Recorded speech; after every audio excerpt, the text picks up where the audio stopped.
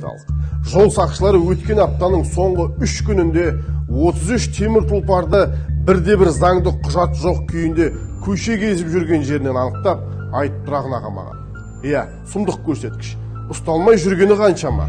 Қалада емін-еркін құжатсыз жүргендерді біз де көрдік. Яғни камера объективіне ілдік.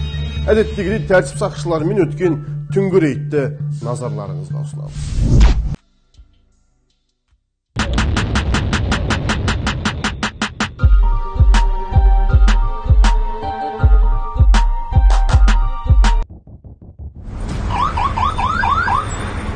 Қаланы күзеткен қырағы сақшылар мына бір Мерседес автокөлігін айыптұрағына әкетті. Көлікті тоқтатып, құжаттарын тексеру кезінде түген болмай шыққан. Көлік басырғанда міндетті түрде сізде құжатыңызды дайындап түгендеп шығуыңыз керек дейсіз ғой, міндетті түрде. Өз машинаңыз. Кімнің автокөлігі болса да құжатыңызбен бірге болу керек. Жүргізу куәлігіңіз болмаса да міндетті түрде жеке куәлігіңіз сатылып қойылса сіздің аты жөніңіз жазылып тұру керек. Түсінікті ме? Автокөлік айыптұраққа жабылады, ертесінде хаттама жасақталды. Бірінші күні айыппұлын төлеп, автокөлікті шығарасыз. Жүргізуші фастфудтардың бірінде жеткізуші болып жұмыс жасайтынға ұқсайды. Қолындағы пицца ысылай күйінде діттеген жерге жетпеді. Себебі ол көліксіз қалды. Темір тұлпар айыптұрағына қамалып, жүргізушіге әкімшілік хаттама жасақталды.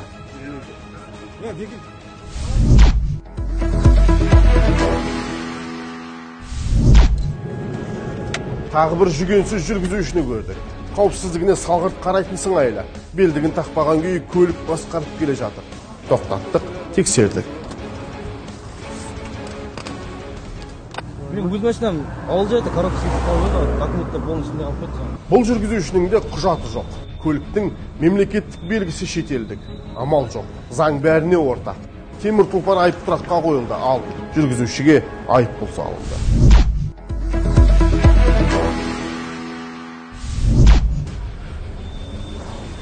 Түн ортасында көлігін тұмшалап алып жүретіндерді көрдік. Кімнен жасырып жүргенін қайдан білейін. Кей автокөлігі алдыңғы бүйір терезесіне перде тағып алыпты. Ал бұл заңға қайшы. Көп болса, қанеріп көп толтырап жатқан дұрыс емес пе, да? Менің документім бар. Қазір анықтасын, қазір қараймыз. Айыптұраққа жауап берсе, бізде сатыр емес. Жүргізуші бір сөзінде болашақ полиция қызметкерімін. Қазір осы салада оқып жатырмын деген әңгімесін айтып қалды. Әлде соны сылтауратып құтылғысы келді ме? Белгісіз, білмеді. Бірақ бір нәрсе көңілімізге жақпады. Жүргізуші сөйлеу мәдениетінен жұрда екен. Себебі аузынан ақ ит кіріп, көк ит шығып, сол жерде тұрды. Темір тұлпары айыптұрағына қамалды.